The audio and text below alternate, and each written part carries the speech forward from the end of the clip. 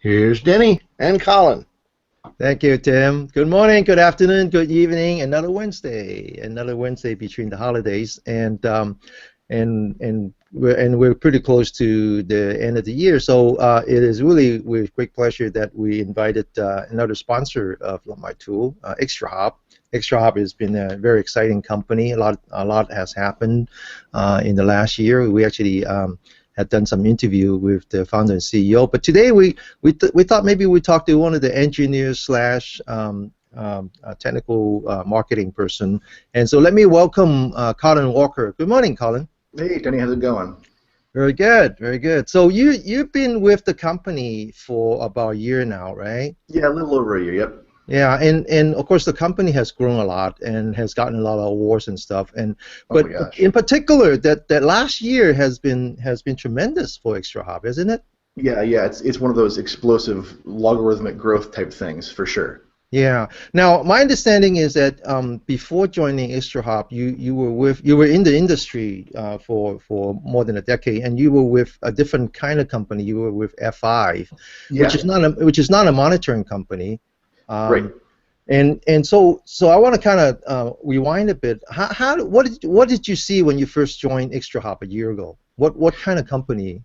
So I've worked with the founders Jesse and Raj, like you're saying. We worked all at F5 previously, so I've known a lot of the folks that helped found and build ExtraHop. So I've had kind of my eye on what they've been doing for a long time, even longer than I've been here. And it's been interesting, but it was kind of this nascent technology where it was this really interesting potential, but it hadn't quite seen the value yet enough to move. And then about a year ago, they released the 4.0 product, the new platform, and it really changed the game. So you were like one of the last kids that was left in the old tree house, right? And yeah, it felt like that. Yeah, for sure. Only Denny. Yeah, but it really is. It's one of those, I left the old place and came to the new place and saw all the familiar faces from the old, it happens, right? Yeah, I love that, yeah. It's fantastic, especially because it's a lot of really sharp people doing cool things. Mm-hmm. But so I joined, and we were just releasing the version 4 of the product, and it was a huge change, huge change. Now, before we jump to that, I know we want to talk about the latest release, but before we do that, some of our audience might not even be familiar with ExtraHop at all. Oh, sure. And I wonder if you could take a minute or two to kind of explain. I mean, if they come from the networking side, in particular, if they know anything about Cisco and F5, why would they be interested in ExtraHop? No, that's a fair question. So, interestingly, my background actually isn't networking at all. My background is software engineering, and I ended up in the network world because I saw that more and more things were, transacting on the wire. There was more information out there, and applications, because they're delivered over the network, everything about them is happening on the network. The network visibility has been getting better and better for years, and these days, with the technology like ExtraHop, there's a huge amount of information that you can gather about what's happening. So the way ExtraHop works is we're gathering information off of the wire, and we're using that to inform you about what's happening with your applications and with the deployment of whatever it is that you're trying to support with the network. So whether it is you want to know performance information, or if there's any errors occurring, or potential security issues, or most of those things can be displayed by information that's already existing on the wire. And we make that really accessible and easy to get a hold of. And so does ExtraHop make use of actual packets that you get from a tab or a span port, or does it do that by some other means? No, it's exactly that. So what we're doing is you would span or tap, like you're saying, the information off to us. We collect the packets. Then we're able to actually reassemble those into flows, so we can see things just like the endpoints. The servers would be seeing them in real time, and we're doing all of that out of band. So rather than being in line and actually blocking the flow of traffic and inducing latency and potential outage issues and all that, we're off to the side and out of band, and we're able to see all of these things in real time and then assemble them so that we can see what's going on. Mm-hmm. So same question. So I'm the networking guy. Yep. I got a lot of tabs. I got a span port. I'm looking at the packets. I got all kinds of tools, right? Why do you care? Yeah. Why do I care? What does ExtraHop? Why do I need ExtraHop? Well, so I think it's a few things, and I could spend an hour ranting if you want. No, I love this stuff. Go ahead, and then go ahead. No. So I think One of the big things is ease of use. In today's infrastructure, you're talking about some pretty high volume, large scale things. We just chatted before this whole thing started about the idea of going through network traces and Wireshark and all that kind of stuff. And those skills are still super relevant and valuable, and I think that engineers should have them. But the reality is, if you're on a 40 or more gigabit per second network, the chances of digging into Wireshark appropriately to track all of the relevant things you need to across multiple applications in real time, I mean, it's non-existent, right? And we allow that to happen pretty easily, and we then give you a user interface that allows you to interact with that data, and it makes things very, very valuable very quickly as far as surfacing the information that's relevant that you might want to actually see about what's happening on the network. Good. Thank you.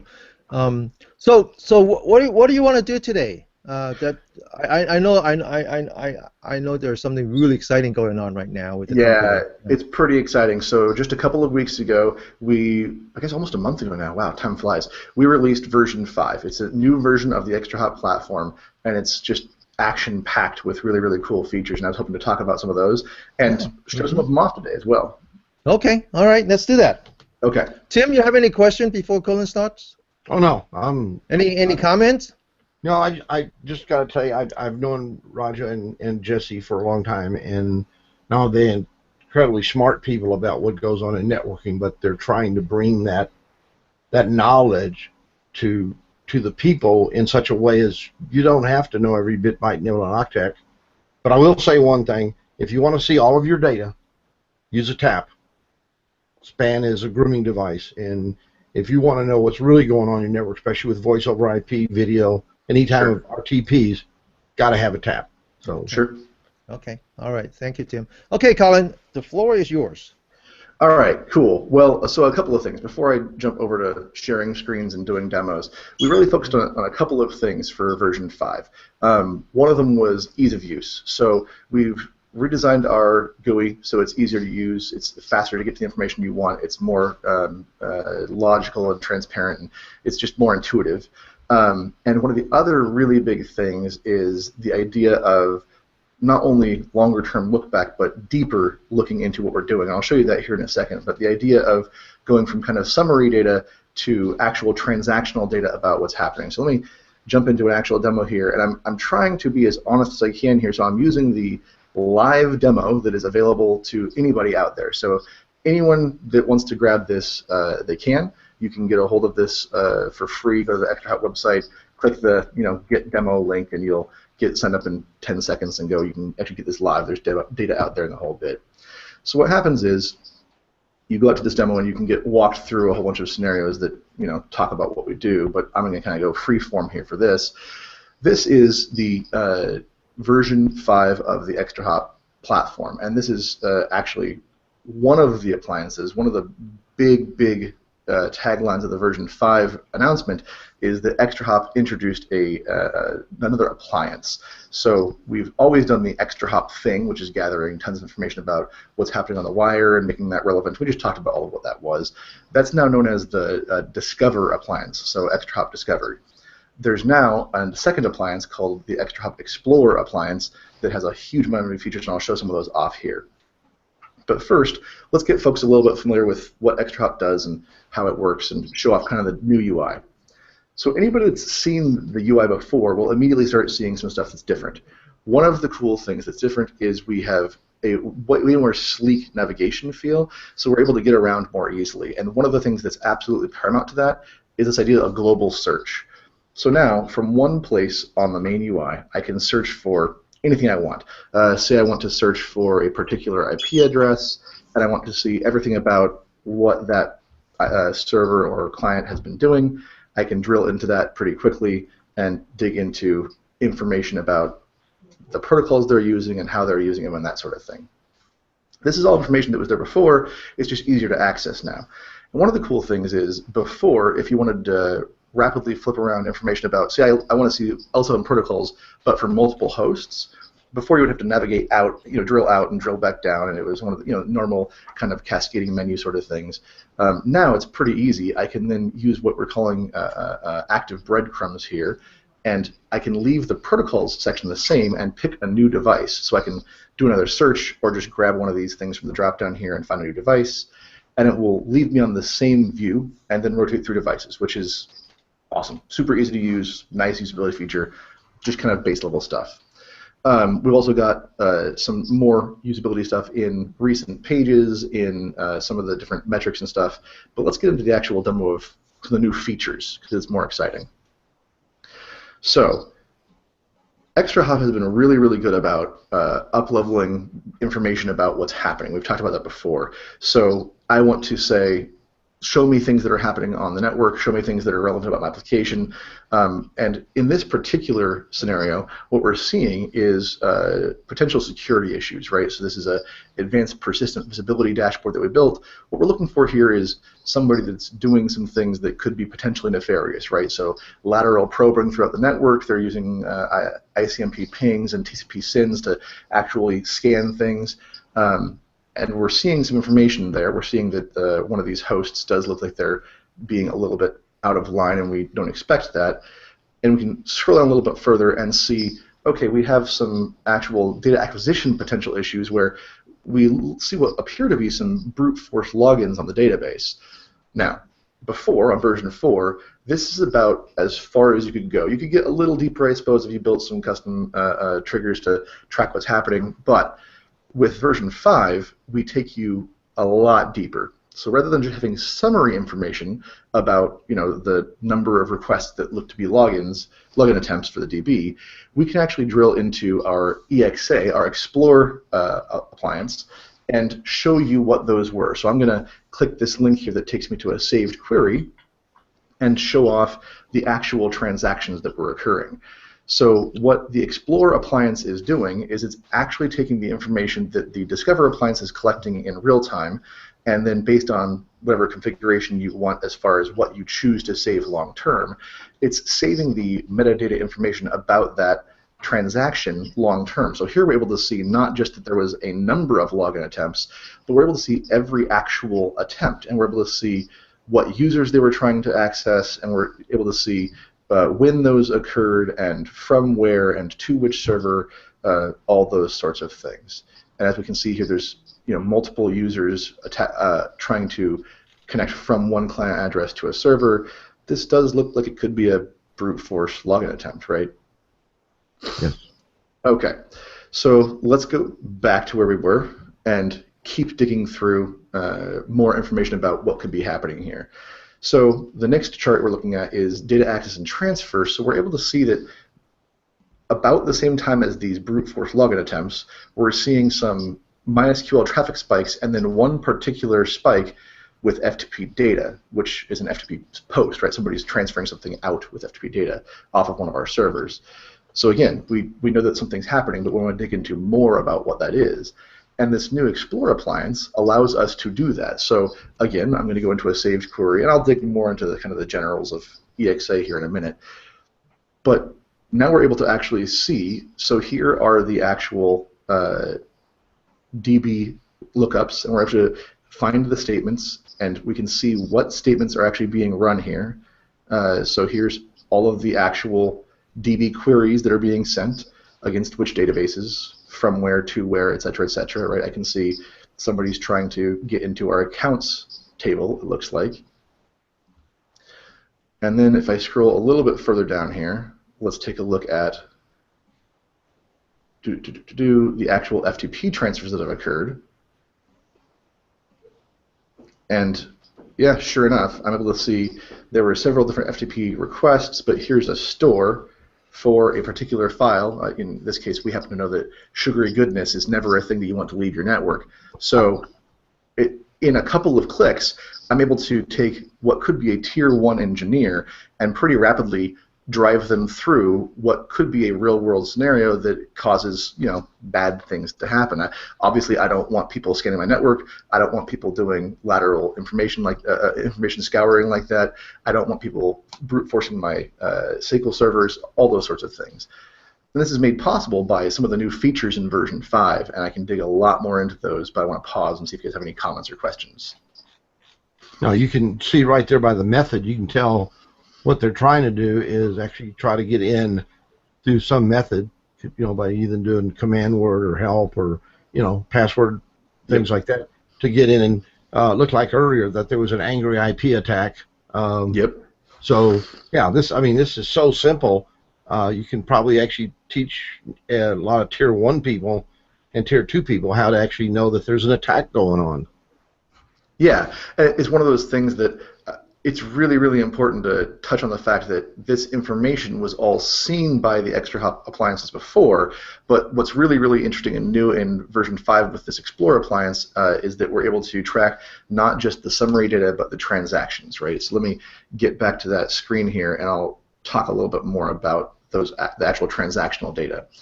So what you're seeing here is it's called column view, as you can see here, but basically it's a friendly GUI view that shows whatever information I want to about this particular data. So the way this works is the ExtraHop Discover appliance, the ExtraHop that everyone knows and loves, is grabbing the information off the wire as always, and it's interrogating and parsing that information for the protocol, and then we're collecting whatever relevant metadata we think is necessary to store about a given protocol, and we are then, as requested, taking that and shipping it over to this other appliance, which is a separate device, whether it's virtual or physical, and that device is storing it long term. So the way it stores that is in records, and there's a bunch of different record types. You can see that we have record types for almost all of the major known protocols, right? I mean, FTP, obviously, DHCP, HTTP, ICMP, ICA, all sorts of stuff that you'd see for different applications. And what that means is that we can natively understand all of those things so that you don't have to customize anything. You just tell the Discover appliance, yep, I see a record for ICA. I want to grab that and store it in the Explore appliance, and then we'll have that information. What's actually being stored, I'm going to switch to what's called the verbose view here. This is more of the raw data of what's being stored. So here's all of the metadata that I'm capturing for each one of these transactions, right? I get a huge amount of information, timestamp and record type and client port, and what you're seeing is I'm just combining application level data, things like the actual file that's being transferred and that sort of stuff, with network information. I can see the actual, 0 windows and the request RTOs and how many packets it was and the L2 bytes and all of that information. And what we've done is we've made what we're calling a visual query language that allows us to dig in and show more about anything in here. So if I want to start building custom filters, I can do that. What you're seeing right now is I have a filter here that says I'm showing client address 172.231.101. If I want to then say I only want to show things that are going to this particular server, I can add that pretty quickly, and you'll see that another filter got built there. And maybe I only want to show things that are for this particular file. So how many times has this file been accessed? And then I only want to see that file being sent, so the store method. So pretty quickly, I've built out a filter that shows just the file I'm concerned about and just that file being sent off of the network. And I can see it's only occurred one time, and I have all of the relevant information that I might want about that particular occurrence. Very nice. Hopefully you can see how with the Explore appliance we're able to really, really quickly drill into what is a huge amount of rich verbose data, but get into the parts of it that are relevant to us depending on what it is we're looking for right then. Does that kind of resonate? Absolutely. Now, two things I was going to say is one is people have to understand what metadata is. Metadata is storing the picture as opposed to storing 1,000 frames to draw the picture. Yep. And then just recently, the federal courts and a lot of the e-discovery courts have opened up and accepted metadata as evidence, of allowable evidence in trials. There's still some question as to whether or not we can use metadata for lawful intercept and for charging people in criminal events. Sure. But I believe very soon we're going to see metadata being accepted as even evidence, again, because it makes it simpler for the jury of 12 people that couldn't get out of jury duty to understand. So. Right. Well, and the metadata, as you're saying, is really important. Your comment about the, it's the picture, not the whole paint collection. It's really important because a lot of people are talking about, oh, well, we want to store the full packet. But I'm here to tell you, 9 times out of 10, you just don't. You don't want to store all of that because if you think about running at 10 or 20 or 40 gigabit line rate, how much data is that? It's hundreds of terabytes per day, right? Yeah, it's huge. But So, some PCI companies involved in PCI compliance will tell you they want to keep the every bit byte nibble and octet.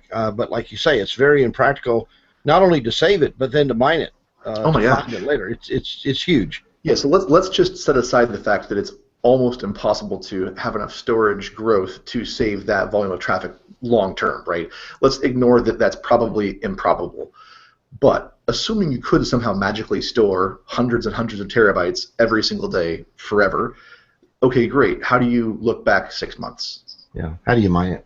At what point do you have enough processing power that you're able to actually execute a query against hundreds or thousands of petabytes of information and say, give me this data, and then get it in real time? I mean, this you're seeing in real time on a demo box. Not even this isn't some massive hardware setup that I'm able to churn through. This is millions of records in seconds, right? Oh yes, and even beginning to mine these billions of frames. That's really a tough challenge. Right. So, and a lot of people use the phrase, "I want to know where my data is at." There's a big difference between I want to store every bit, byte, nibble, and octet versus having the picture. I can go back and look at the picture. Yeah, absolutely. And I want to be clear that we're storing this metadata, but what we're storing, while there's a default set of values, right? I can say store an HTTP record, and that's got the header and the host, all the relevant things you would expect to see in a general HTTP transaction record. Right. Is actually very extensible. So if there are specific things that you might want to store based on your application or your business, you can say, hey, I'm going to create a custom record format that's right. HTTP plus this other 6 things that are relevant for me based on what I found out of the body or whatever you want, right? Mm-hmm. Yeah. That's the way to do it. Yeah. So I don't know how we're doing on time. You want me to go through one more demo here for you, or? Sure. Okay. Yeah. So one of the other things that I really, really love, and it's one of my favorite things to show off, is it's called real user monitoring. So what this is, I'm not sure, have you guys heard of this before, the real user monitoring thing that ExtraHop's doing? Let it come up so I can see it. Yeah. Okay. I've seen some of this before, but not in this display. Okay. So briefly, for anybody that might not have heard about it before, real user monitoring, the idea is ExtraHop is extraordinarily good at seeing what's happening on the wire. Right? We claim that, and it's the truth. It's very, very solid in that. What we don't historically do very well is show what's actually happening on the, oh, there's a script getting angry, show what's happening on the client side. And that's because it's not transacting over the wire, right? Once we send the bits off of the network, we're not able to see what the client's doing. With real user monitoring, we've kind of figured out a way to bridge that last mile kind of a problem.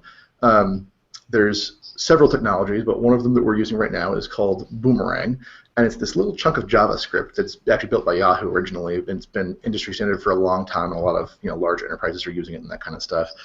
But basically what it does is it gets injected into a response. So from the web server, it gets injected, whether it's via the web server or the load balancing tier or I don't care where, and it goes to the client. And the client then takes that JavaScript, and what the JavaScript does is use the built-in timing APIs that are in most modern browsers. So you're actually able to get information from the client side about how long did it take for the DOM to load, and how long did DNS queries take, and how long did they stay on a page, all that sort of stuff.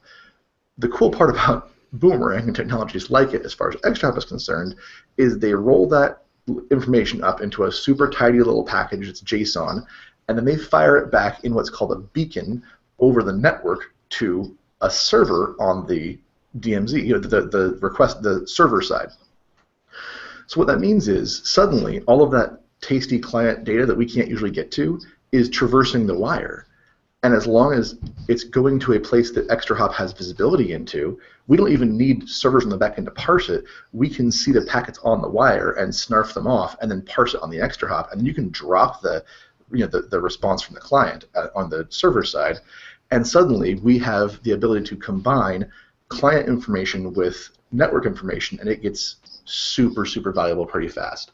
So briefly, what we're looking at here is we're looking at perceived load time, which is kind of the #1 stat that anybody that's dealing with web applications is concerned about, right? I don't want to know how long it takes to last byte. I want to know how long it appears to take to the user. So once the DOM becomes interactive, the page has loaded enough that it's not still inactive and unable to be used, I can start clicking around. That's perceived load time.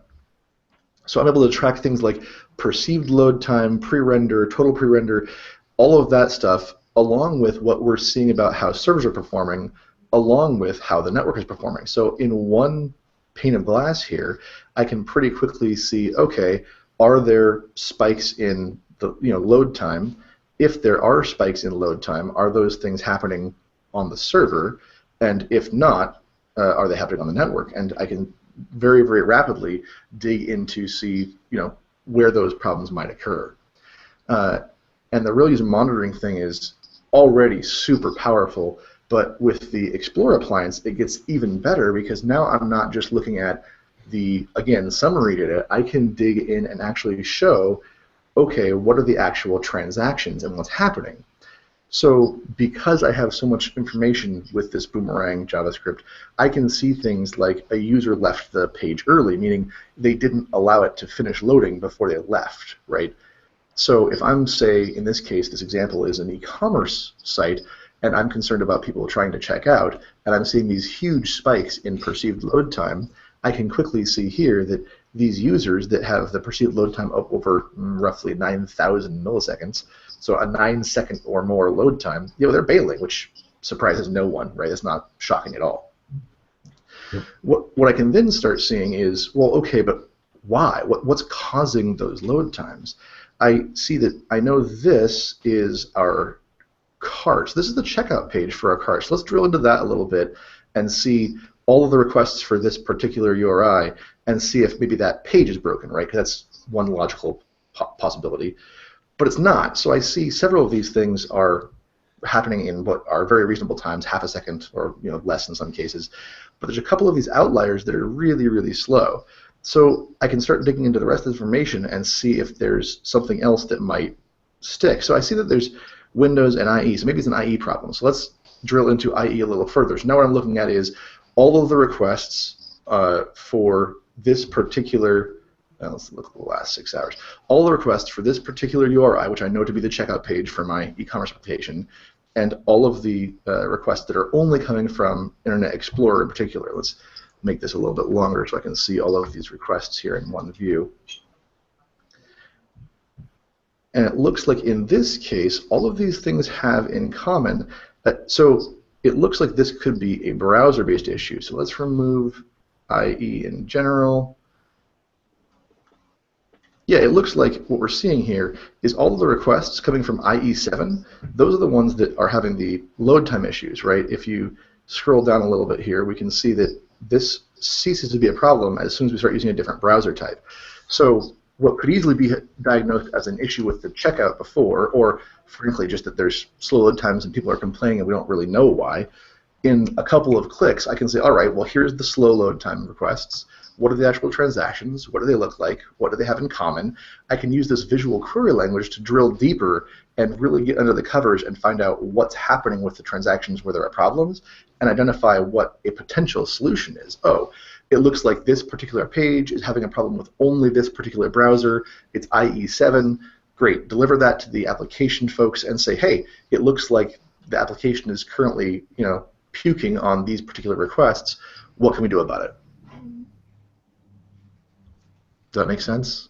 Yeah, using the Boomerang is that's a pretty cool technology or cool application. Yeah, I think it's awesome. Yeah, you have to give it a path though to the firewalls, right? Because it won't, as a normal rule, it stays only inside the network. If it goes out, someone's got to give it permission to go out and come back in. So it's to be clear, it's not going out from the server side. It's the way it works, and I don't have a chart or anything here. I would whiteboard if I could. You can tell I get excited. I'm an engineer that loves this stuff. Sorry. The way it works is the client makes a request into the server. the server, or the load balancing tier or whatever, then injects the JavaScript into the HTTP response and sends that back to the client. The client then executes that and gathers all of the information that comes from the browser timing APIs, and then stores that in a JSON chunk that then gets shipped back into the DMZ. So from the server side, right? So you would just make sure that your firewall allows in requests to whatever IP and port combination you tell them. You can configure that, right? So it's called the beacon server in the actual JavaScript itself. So you define the beacon server as something that you allow requests into, and then you make sure that ExtraHop is monitoring that, network path, and you're off into the races.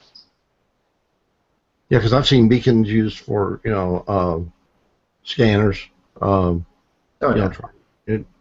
it's open script.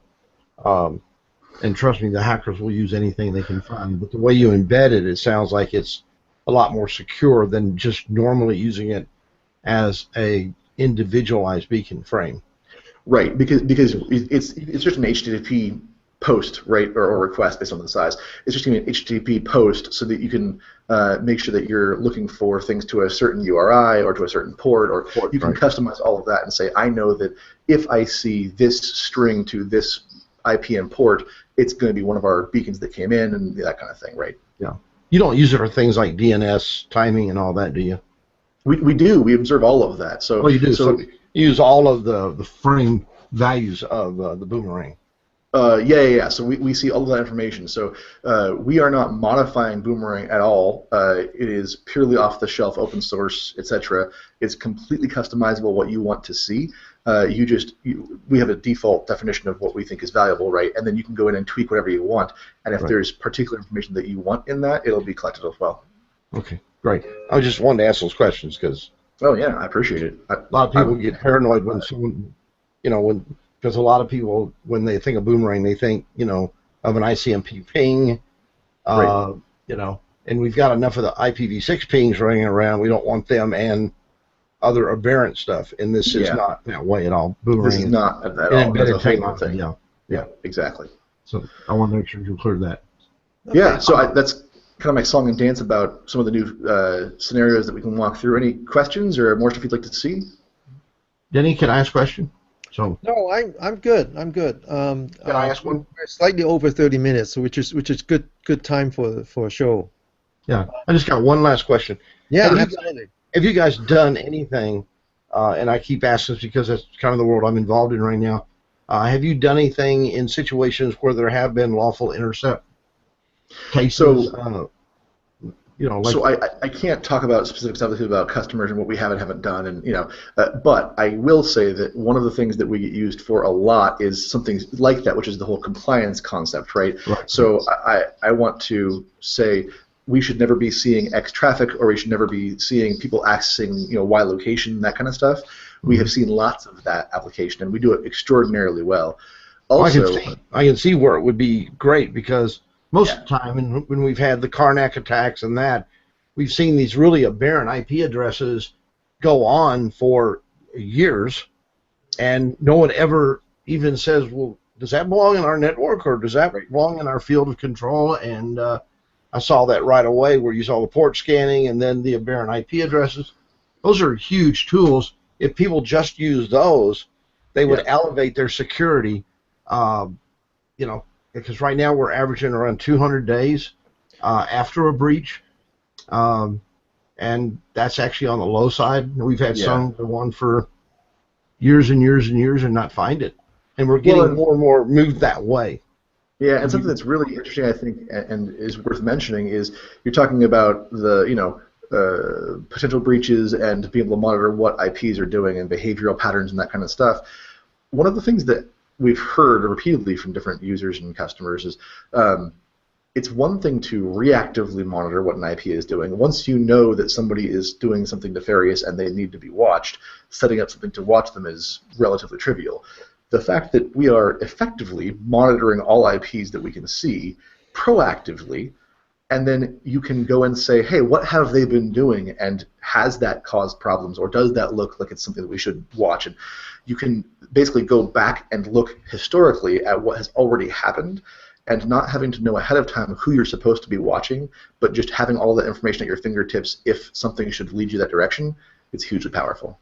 I saw the way the GUI would allow you to see quickly aberrant behavior. I mean, really quickly, and typically that's what you see. You see, nibbles, and then you see attacks, and then you see nibbles, and then they're probing, trying to get in, and they're looking for weaknesses in the either user area, the server area, or in the virtual area. That's where a lot of them are trying to pin through now. Well, yeah, and what you're talking about is absolutely on point. There's a lot of solutions out there that are really, really good at prevention. So it's the whole stop a DDoS, stop certain kinds of attacks, those sorts of things, right? They're really good at trying to secure the perimeter. But there aren't a whole lot of people that do a good job about saying, okay, let's take it as a foregone conclusion that at some point somebody will get in somehow. What did they do? What systems did they touch? What did they get access to? How did they laterally try and move around and probe, and what behaviors did they exhibit, and those sorts of things? That kind of deep forensics is really, really hard to do. And while I'm not saying that we're pitching ourselves as the point solution for that thing, it happens to be things that we're good at because of who we are and how we treat network data, right? It's the way you give visibility to the data. And I use a whole different phraseology to people. I tell people, consider you've been breached. Oh, yeah. Okay. And start looking for where it is, because most likely, unless you're looking for it, you won't see it. Yep. And today, you really do have to go with that moniker, saying, "Hey, I know I've been breached somewhere. Someone's done something stupid. I've got some leak somewhere." And with about 90% of web applications being leaky anyway, right, this gives you a lot better visibility of your tire pressure, I call it. So. Tire pressure. Yeah, exactly. Yeah. Absolutely. All right, I'm sorry, Denny. First off, Colin, I want to say thank you. This is great. Please give my best to Jesse, Rachel, Raja, and all them, and to them. Please also tell me. I'll try to reach out to them, but tell them I hope they have a very wonderful Christmas season. And the team, congratulations. Well, thanks very much. Thanks for having me, guys. Yeah. I like it. I wonder if there's any possibility of doing a follow-up, with some case studies. I'm sure. My experience with new customers is they like to see the benefits, right? Yep. And also case study turned out to be a really important tool, because that's what the customer take to the bosses. Right. No, I agree. My experience is that if you give them case study, you're essentially turning them from into your champions. So if there's a way that we could follow up with this on doing that, I would really enjoy it. Well, I would love that. I'll leave the scheduling to folks that I don't know what that looks like as far as Rachel and all those folks are concerned, but I would love to if we have the time. Yeah. For sure. Okay. All right. Well, remember, Colin, you could also write an article on here's the problem, here's what it looks like, and this is a recommended solution path. You don't have to solve it for them, but everybody out there is bleeding. Everybody in the network, anybody that was in a network says, "Oh, everything's fine," is either intoxicated or just doesn't want to face the facts. And so there are so many problems out there. If we can just take one little problem at a time and say, "Hey, this is how you see it, this is what it looks like, and this is the recommended path," that really helps people a lot. Yeah, I'm glad you mentioned that, actually. It's something we're trying to do. So we have the technical marketing engineering team, the team that I'm on, really a bunch of solid people that are engineers that also, we have different specialties, healthcare, security, network architecture, all that stuff. But we're also kind of evangelists, right? So one of the things that we're working on doing more and more is continuing to write that sort of article. And we each have, doing blogging and outreach and user groups and ways to get in touch with customers about what they're doing, what they'd like to do, and then, like you're saying, writing those documents that say, here's what you could be doing to do things better, Yeah. My experience is that most customers, when you first meet them and when you get invited into their conference room, they're already in the middle of a crisis. Yep. And they think that most of them, 9 out of 10, they think that they're alone. That's the funny part, is that they think that that this is all unique to them. And if you can go in there with just even a network diagram of one of the one of the contemporaries, I wouldn't say competitors because you're not supposed to leak competitive information. Sure. But just a network, even a simple network diagram of one of their contemporaries with all the confidential information taken out, already give them a sense of comfort. Yeah, absolutely. They say, wow, you know, that and then that's a good place to start. And then if you can tell them that, well, this is the problem that my customer sees, and this is how we solve it. That's a great way to sell. Yeah. So I think if we could schedule this sometime early next year, I would really enjoy it. Well, with that, thanks again, Colin. Yeah, thanks a lot, guys. Appreciate it. Yeah, thank you, Tim. Be good, y'all. Have a great week. Okay, and we have one more show next week, not from a sponsor, but from a very exciting company. And I'm not going to pronounce the name because I know I do it wrong. Tim, what's the name of the company? It's spelled U-I-L-A. I say Ulea, but it's not. It's Wila. Wila. Okay, all right. So look forward to that, and that should be our last show for the year.